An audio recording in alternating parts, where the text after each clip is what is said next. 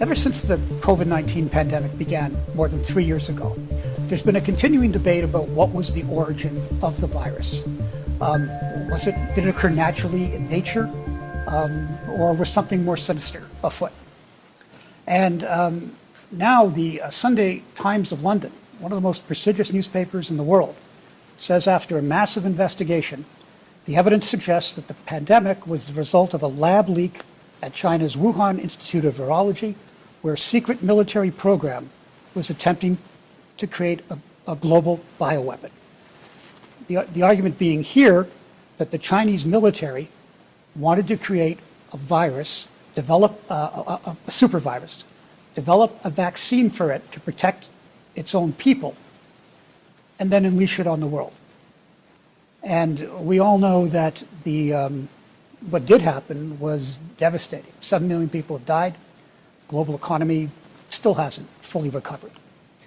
Now, the interesting thing is that this theory at the beginning of the pandemic was dismissed by many as a conspiracy theory, anti-China. But the Sunday Telegraph says after enormous research by a team of its investigators, looking at previously top secret and secret government documents, emails, studies, interviews with some of the top U.S. Virus investigators, that they've all come to the conclusion that this is the most likely thing that happened. Now how did it happen?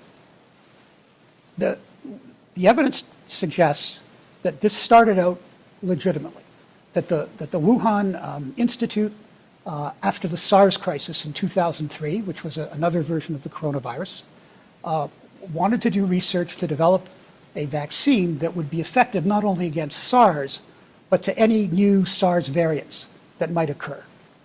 And at that point, they got funding from a U.S. charity, and they got assistance from one of the leading coronavirus experts in the United States about how to do the manipulation of viruses. And part of that was a thing called a gain of function. And what that means is you through experiments, you make the virus more deadly and more capable of spreading in order to develop a vaccine that will stop it, will protect people. And for a time, the Wuhan Institute was publicly reporting about this. Here's the progress. They were sending out progress reports. Although there was growing concern in the international community that they were doing this work in labs that weren't secure. And the other thing they have said is that they've now determined that the outbreak was not, remember we all heard about the Wuhan the seafood market? They said, no, that's not where it started. Where the first cases start are very close to the Wuhan Institute of Virology. And so we're left with, one of the experts said that he thinks the worst virus they developed didn't get out, that there was a worse one that they have compared to COVID-19. And that fortunately it didn't get out. But that raises the question of, do they still have it? And apparently what happened was this all starts in 2003. It's all going fine. 2016, they apparently find a new coronavirus in a mine in a province of China. And that's when the public information goes dark. And that's when all these experts interviewed by the Sunday Times said, if it's true, this horrendous and evil plan came into effect.